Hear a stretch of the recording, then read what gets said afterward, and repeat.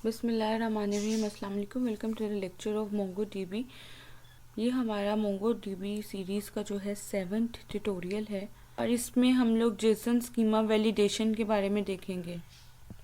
इससे पिछले वीडियो में हम लोगों ने देखा था डाटा टाइप्स को देखा था, जिसमें मैंने आपको बताया था कि मोंगोडीबी के अंदर डिफरेंट डाटा टाइप्स है, जिसमें हम किस तरह अलग अलग फॉर्मेट में मोंगोडीबी के अंदर जो है डाटा सेव। हमने लास्ट टाइम उसका एक एग्जांपल भी किया था, जिसमें आपने देखा था मैंने इसके अंदर डिफरेंट जो है साइट्स, डिफरेंट जो है डाटाबेस की फील्ड्स ली हैं। तो अब मैंने इनको आपको प्रैक्टिकल भी करके दिखाया था। अब इनके अंदर जो है एक प्रॉब्लम हो सकती है।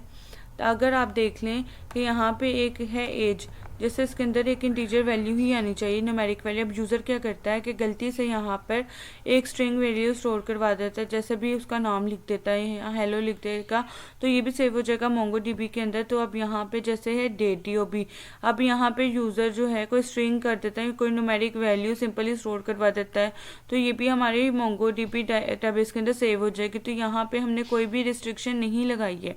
रिस्ट्रिक्शन से मेरा मतलब वैलिडेशन नहीं लगाई हुई है। तो अब जो चेक करे कि यूज़र ने जो वैल्यू सेव करने के लिए कही है वो प्रॉपर वैलिड है कि नहीं। तो इस प्रॉब्लम के सोल्यूशन के लिए मोंगोडीबी ही हमारे पास एक सोल्यूशन प्रोवाइड करता है, जिसको हम कहते हैं जेसन स्कीमा वैलिडेशन। इसके हेल्प से होता क्या है, बेसिकली हम जब भी कोई कलेक्शन बनाने लगते हैं तो वहाँ पे जितनी भी हम अलग अलग प्रॉपर्टीज़ लेने वाले हैं, जैसे नेम, एज, स्टडी, तो उसमें पहले ही बता देता है कि इसकी किस फॉर्मेट का डाटा सेव होगा। अगर यूज़र जो है उस डाटा को नहीं डालेगा तो उसके पास यहाँ पे एक एरर आ जाएगा, एक प्रॉपर एरर मैसेज के साथ शो करेगा। ये सब कैसे करेंगे वो हम देखें। हम अपनी ओल्ड कमांड ही यूज़ करेंगे, जिसका नाम है क्रिएट कलेक्शन, जिस तरह हमने अपनी पिछली वीडियो में कर भी लिया है। जब भी हम कलेक्शन बनाते हैं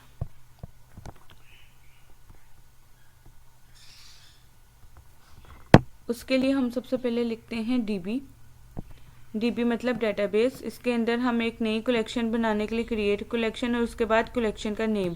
अब यहाँ पे हमने एक ही पैरामीटर दिया था। अब यहाँ पे हम बताएंगे कि इसमें एक ऑप्शन होगी कि कोमा देके कर्ली ब्रेसेस के अंदर सेकंड पैरामीटर के लिए। इसी के अंदर हम यहाँ पे वैलिडेशन रूल्स डिफाइन करते हैं। उसके लिए सबसे पहला डिफाइन है कि यहाँ पे हम वैलिडेटर नाम की एक प्रॉपर्टी लेते हैं।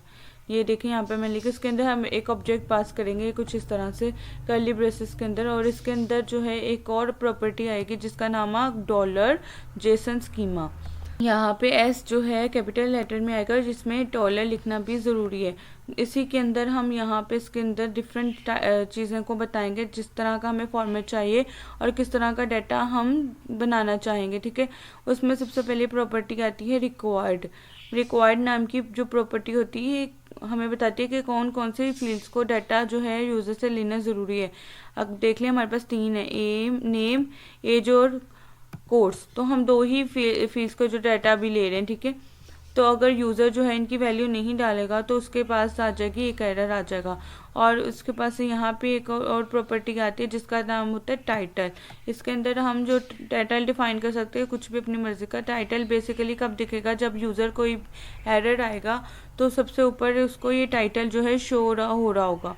ठीक है, अब मैं यहाँ पे एक पहले ही बता दूँ, ये रिक्वायर्ड और टाइटल ये डालना ज़रूरी नहीं है। ठीक है, अगर आप ऐसा फॉर्म बना रहे हो जिसमें आप मोंगोडीबी भी यूज़ कर रहे हो तो आप सारी फील्ड्स को सेव नहीं करवाना चाहते, मतलब किसी भी फील्ड को एंटर करना ज़रूरी नहीं, तब आप रिक्वायर्ड नाम की फील्ड लेंगे ही नहीं। ठीक है, और ये टाइटल भी लेना बिल्कुल ज़रूरी नहीं, अगर आप लेना चाहो तो ले सकते हो, ये ऑप्शनल है। ठीक है, यहाँ पे मैं लिख देती हूँ। अब ये इम्पोर्टेंट है, इसको लेना ज़रूरी है। ठीक है, इसका नाम है प्रॉपर्टीज़, और इसी के अंदर हम बताते हैं कि हमारी नेम है, एज है और उनका डाटा किस फॉर्मेट में होना चाहिए। सबसे पहला एग्जांपल है नेम का। यहाँ पे आप नेम इस तरह से लिखोगे। ठीक है, इसमें हम 2 प्रॉपर्टीज़ लेंगे, जिस बीसन टाइप मतलब जो इसका टाइप रहेगा वो उसकी डाटा टाइप क्या रहेगी, इसकी यहाँ पे हम लिखेंगे स्ट्रिंग। इसके फ्यूचर में डाटा टाइप रहेगी वो स्ट्रिंग रहेगी। अगर यूज़र इसमें न्यूमेरिक वैल्यू डालने की कोशिश करेगा तो उसके पास एक एरर आ जाएगा। तो वो एरर का जो भी मैसेज शो करेगा वो मैसेज भी हम खुद ही बताएंगे, यहाँ पे लिखा हुआ है। ठीक है, वहाँ पे हम लिखते हैं description name must be a string and is required. तो मतलब ये स्ट्रिंग होना चाहिए, ये इज़ रिक्वायर्ड मतलब ये डालना भी ज़रूरी है। बिल्कुल इसी तरह जिस तरह हम दूसरी फील्ड है एज, उसमें भी हम इस तरह कोमा के बाद ही इस तरह लिखेंगे यहाँ पे। ठीक है। अब मैं इसको आपको दिखा देती हूँ। एज के लिए हम कुछ इस तरह से लिख सकते हैं। रीसेंट टाइप डालेंगे, उसकी वैल्यू लेंगे इंट। अगर आप इंटीजर ले रहे हो उसका शॉर्ट फॉर्म लिखेंगे इंट। और यहाँ पे 2 फील्ड्स यूज़ होंगी, मिनिमम और मैक्सिमम। इसमें आप बता सकते हो कि मिनिमम वैल्यू कितनी होनी चाहिए, मैक्सिमम वैल्यू कितनी होनी चाहिए। मतलब स्कूल का रिकॉर्ड है तो कम से कम 5 साल का ही बच्चा दाखिल हो सकता है, 20 साल का हो सकता है, ठीक है। ये दोनों फीस लेनी ज़रूरी नहीं है, ऑप्शनल है। अगर आप इसको एक फील्ड भी रख सकते हो, दोनों भी रख सकते हो। उसके बाद इस एरर को मैसेज का शो करेगा तो भी यहाँ पे लिख देगा as must be an integer between 5 and 20। अगर तो एक और हम लोग ले लेते हैं फील्ड, जिसको डालना तो ज़रूरी नहीं है, मैंने रिक्वायर्ड में इसका नाम नहीं लिखा। वो भी एक फील्ड है, उसका नाम है कोर्स। यहाँ पे मैं बताना चाहूँगी जो कोर्स है उसकी रिसेंट टाइम में स्ट्रिंग, ठीक है। तो मैं यहाँ पे ये भी बताना चाहूँगी कि यूज़र मेरी ही डिफ़ाइन की वैल्यू को डाल सके, उसके लिए एक प्रॉपर्टी आती है इनम, ठीक है। इनम के अंदर एरे के फॉर्म में जो है अपनी वैल्यूज़ जो है डिफ़ाइन कर देते हैं कि यूज़र यही डाल सकता है, ठीक है। अगर वो इनके अलावा कोई दूसरी वैल्यू डालने की कोशिश करेगा तो उसके पास ये एरर का मैसेज शो होने लग पड़ेगा। Course must be one of the following values, BCS और BBA BSIT, ठीक है। तो अब कैसे हम यहाँ में इसमें वैलिडेशन के रूल्स डिफाइन कर सकते हैं। अब जो हमारे पास ये मेन प्रॉपर्टी है जिसका नाम है बीसन टाइप, इसको मैं आपको डिटेल में बताना चाहूँगी इसमें कौन कौन सी वैल्यू डिफाइन कर सकते हैं। जैसे अभी मैंने आपको एग्जांपल दिया कि इसके हम एक टाइप लेंगे स्ट्रिंग, इसके अंदर हम और भी डेटा टाइप्स पास कर सकते हैं। जैसे ये देखिए डबल है, इंटीजर है, बूलियन, एरे और ऑब्जेक्ट डेट, ठीक है। यहाँ पे मैं आपको कुछ वैल्यूज़ बताना चाहूँगी कि फ्यूचर में अगर हम किसी भी डाटा टाइप या इंटीजर ले रहे हैं तो वहाँ पे हम या पूरा नेम नहीं लिखना, वहाँ पे हम सिंपली लिखेंगे इंट। यहाँ पे मैंने लिखा है बूलियन के केस में हम लिखेंगे बुल, ठीक है। ये 2 चीज़ें आपने हमेशा याद रखनी है कि इंटीजर के केस में इंट और बुलियन के केस में बुल। अब इसके साथ हमारे पास जब भी बीसन टाइप लेते हैं इसके साथ हमारे पास कुछ अलग अलग फैसिलिटीज़ मिलती हैं। जैसे इंटीजर और डबल के केस में हम यहाँ पे 2 प्रॉपर्टीज़ का यूज़ भी कर सकते हैं, मिनिमम और मैक्सिमम, ठीक है। कि मिनिमम वैल्यू कितनी रखनी है और मैक्सिमम वैल्यू कितनी रखनी है, इन दोनों को लगाना ज़रूरी नहीं होता। अगर आप इन दोनों में से एक वैल्यू भी यूज़ करना चाहो तो आप कर सकते हो।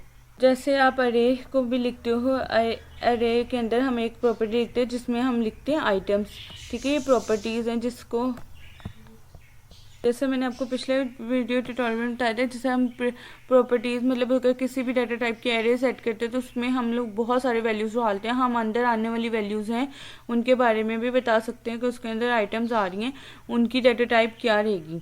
जैसे यहाँ पे मैंने सेट कर दिया स्ट्रिंग, तो इसका मतलब है जो हमारा एरे बनेगा उसके अंदर आने सारी वैल्यूज़ जो है स्ट्रिंग होगी। अगर यूज़र नहीं डालता स्ट्रिंग, एक भी वैल्यू को इंटीजर डाल देता है तब उसके पास एक एरर शो हो जाएगा। बिल्कुल इसी तरह से हमारे पास स्ट्रिंग के साथ जो है बीसन टाइप के साथ है हमारे पास एक प्रॉपर्टी मिलती है जिसका नाम है इनम। इनम के अंदर हम पहले से ही डिफाइन कर सकते हैं कि यूज़र कौन कौन सी वैल्यूज़ डाल सकता है, ठीक है।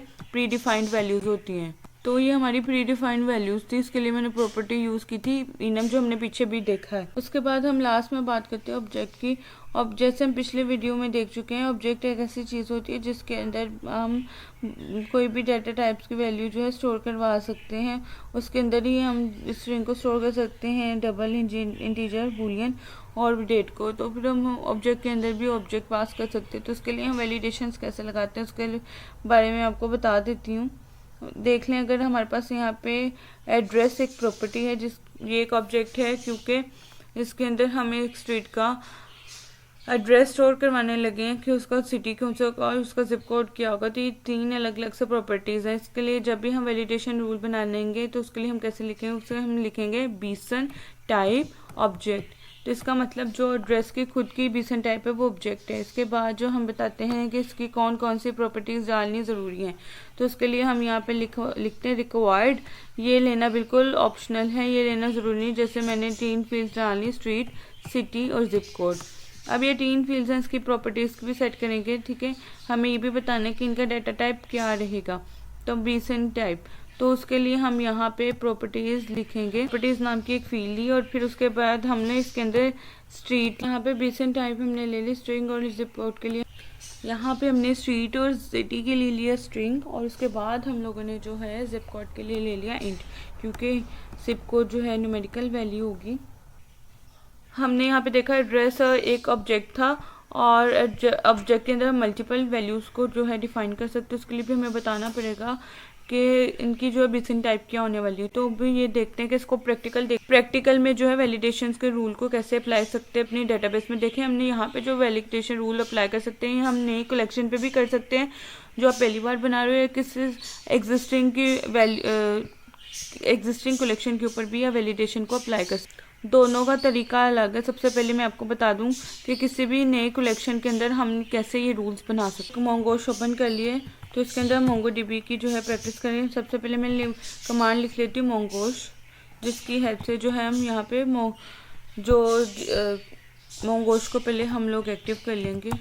ये देखिए कनेक्शन बिल्डअप हो गया। तो अब मैं स्क्रीन को क्लियर कर देती हूँ Ctrl+L। तो सबसे पहले हम एग्जिस्टिंग डेटाबेस से शो करती हूँ। सबसे पहले मैं जो है आपको एग्जिस्टिंग डेटाबेस शो करती हूँ जिसकी कमांड है शो DBS। ये देखिए हमारे पास ये डेटाबेसेस जो है, हम इसमें मेन डेटाबेस है जिसमें हम प्रैक्टिस कर रहे हैं पिछली 4 वीडियो में स्कूल, तो हम इसी पे काम करने वाले हैं। तो इसको हम यूज़ कर लेंगे यूज़ स्कूल। स्क्रीन को क्लियर किया, ठीक है। अब मैं जितनी कलेक्शंस बनाई हैं उसमें मैं आपको शो कर देती हूँ। उसकी कमांड है शो कलेक्शंस।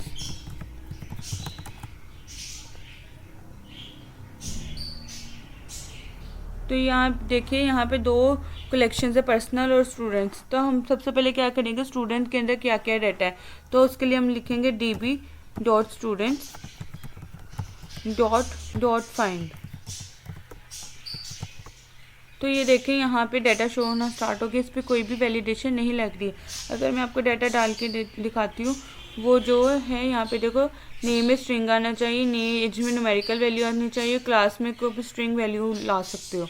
तो उसके लिए हमने इसको क्लियर कर दिया स्क्रीन को। यहाँ पे मैं लिख दूँगी db.students, जिसके अंदर मुझे डाटा डालना है, और कमांड का नाम है insert 1, जो कि हमने प्रीवियस जो है किया भी है। अगर आपने इंसर्ट की कमांड को नहीं किया तो सबसे पहले आप इंसर्ट करना सीखो, देन उसके बाद जो आप करोगे अब यहाँ पे कर्ली ब्रेसेस लगा लोगे, क्योंकि मैं यहाँ पे जेसन फॉर्मेट के अंदर जो है डाटा डालूंगी। सबसे पहली फील्ड है नेम। अब नेम के अंदर आपको पता है कि हम सिर्फ स्ट्रिंग वैल्यू ही स्टोर कर सकते हैं, मगर मैं अभी गलत वैल्यू स्टोर करके दिखाऊंगी। जैसे यहाँ पे मैंने लिख लिया 34। अब यहाँ पे इसके बाद आती है एज, ठीक है, जिसके अंदर हम लोग सिर्फ न्यूमेरिकल वैल्यू स्टोर करेंगे। अब इसके अंदर मैं स्ट्रिंग वैल्यू को स्टोर कर दूंगी। यहाँ पे जैसे मैं लिख दूंगी हेलो। अब लास्ट फील्ड रह गई है स्ट्रॉन्ग कोर्स। अब मैं कोर्स के अंदर भी जो है स्ट्रिंग वैल्यू ही स्टोर करवा दूंगी ताकि आपको समझ आ जाए। तो इसके अंदर भी मैं डीजे वैल्यू दिखा देती हूँ। तो उसके बाद मैं एंटर प्रेस करूँगी तो ये डेटाबेस में स्टोर हो जाएगा, ठीक है। अब मैं आपको शो करके भी दिखा देती हूँ .student.find, और ये देखिएगा कि आपको लास्ट पे एक डाटा सेव हो चुका है, ठीक है, जो कि बिल्कुल गलत डाटा है। मैं दिखा देती हूँ क्योंकि हमने यहाँ पे कोई भी स्कीमा वैलिडेशन नहीं लगाई है, ठीक है। तो हम ये क्या करेंगे कि स्टूडेंट नाम का डाटाबेस, ये देखें ये डाटा यहाँ पे शो हो रहा है जो कि गलत है, ठीक है, क्योंकि हमने यहाँ पे कोई भी वैलिडेशन नहीं लगाई थी। अब मैं क्या करूँगी, इसको मैं डिलीट कर दूँगी ताकि जो है उसके बाद अब उसकी कमांड है db.collection का नाम स्टूडेंट, जिसको आप डिलीट करना चाहते हो। उसके बाद आएगा ड्रॉप मेथड क्या करता है, ये बेसिकली आपकी कलेक्शन को डिलीट कर देता है। जो हमारा स्टूडेंट नाम का कलेक्शन डिलीट हो चुका है, तो यहाँ पे तभी आ रहा है ट्रू। तो मैं आपको एक शो करके दिखा देती हूँ, शो कलेक्शंस करके। तो अब ये देखें यहाँ पे एक ही रह गई है पर्सनल। अब हम दोबारा से स्टूडेंट नाम की कलेक्शन को करेंगे क्रिएट, और हम नई कमांड लिखने के लिए हम ओपन कर लेंगे नोटपैड को ताकि आपको इजीली समझ आ जाए। अब यहीं पे मैं कमांड लिख लेती हूँ ताकि आपके लिए यहाँ पे समझना इजी हो जाएगा। db.create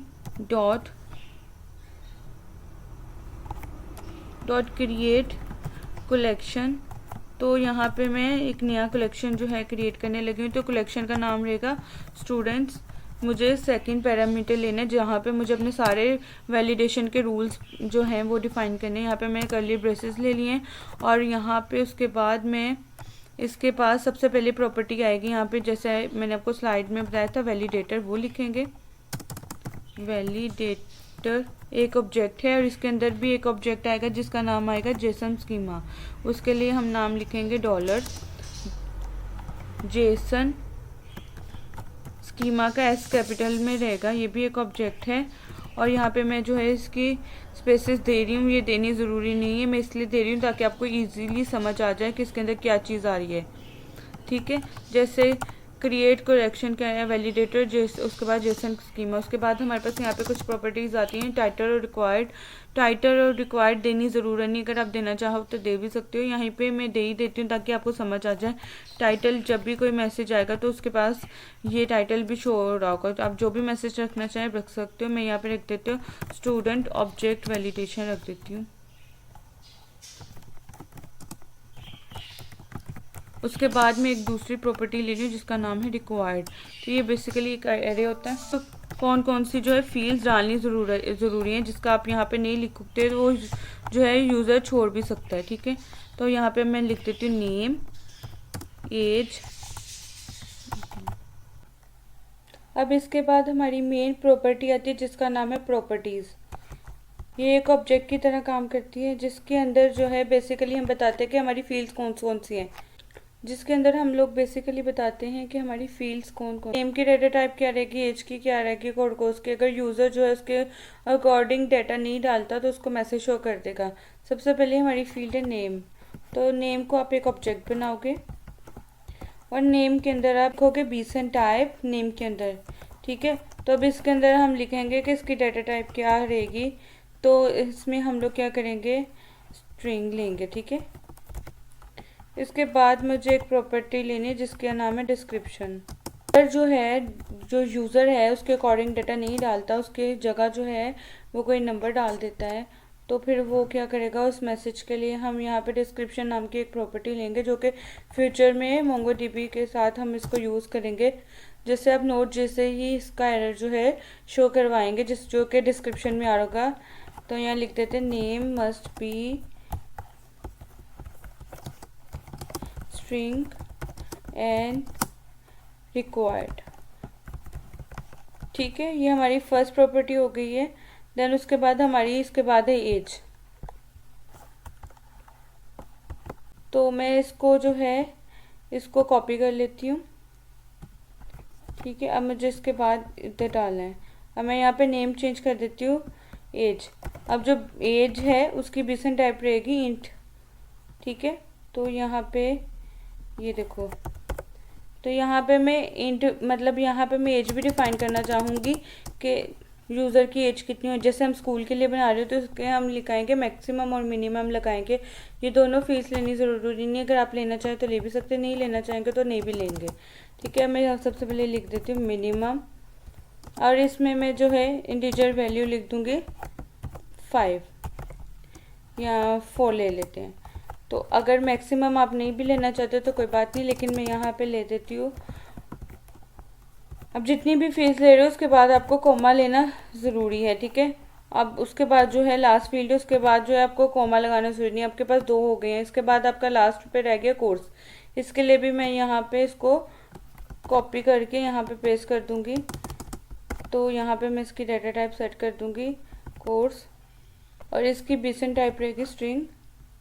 अब जो कोर्सेज हैं मैं पहले से बता दूं कि यूज़र सिर्फ यही मैंने जो डिफ़ाइन किए प्री कोर्सेज वही डाल सके, तो उसके लिए यहाँ पे क्या लिखेंगे, एक प्रॉपर्टी लेंगे जिसका नाम होता है इनम।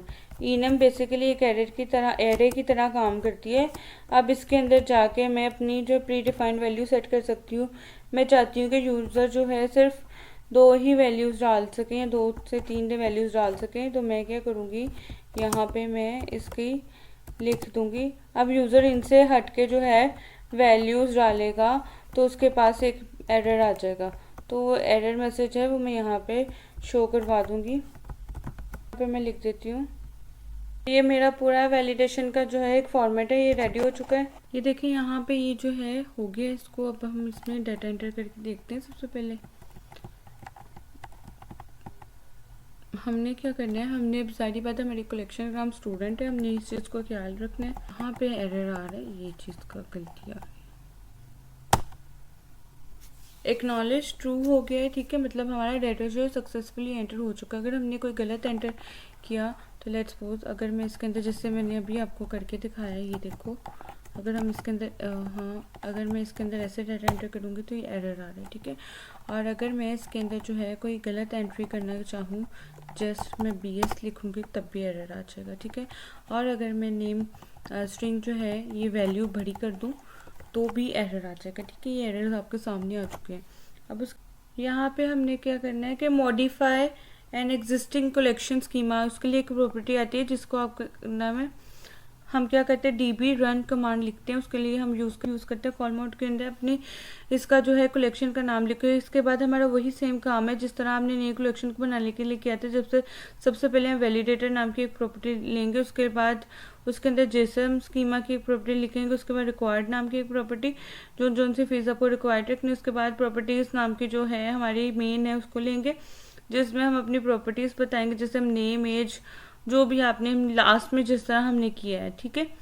तो इसमें नई चीज़ क्या है, पहली बात तो ये कि आपकी कमांड चेंज हो जाएगी, इसमें आपका आ जाएगा रन कमांड और इसके बाद आपके पास कॉल मोड नाम की जो है एक कमांड आएगी जिसका हम प्रैक्टिकल देख लेते हैं।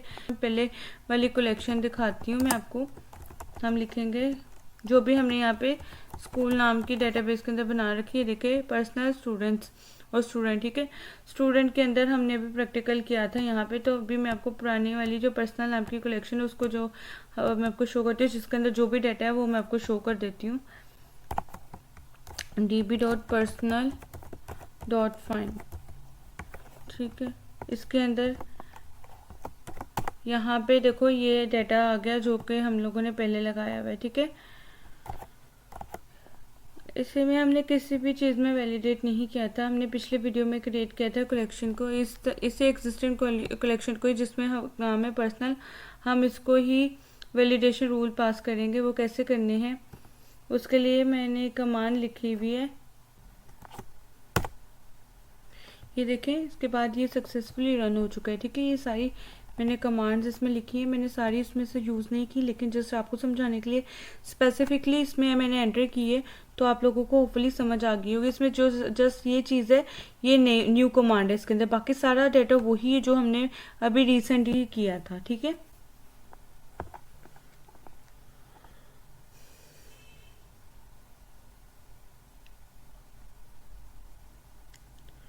अब आपने जो है इसको डाटा को एंटर करके देख लेना, जैसे हमें इंसर्ट 1 की तरह हमने जो किया था। हम इसके अंदर जो है डाटा भी एंटर करके देख सकते हैं, जैसे हम लोग आपको पता है डाटा को एंटर करते हैं। हम लोगों ने अब यहाँ पे पर्सनल करना है,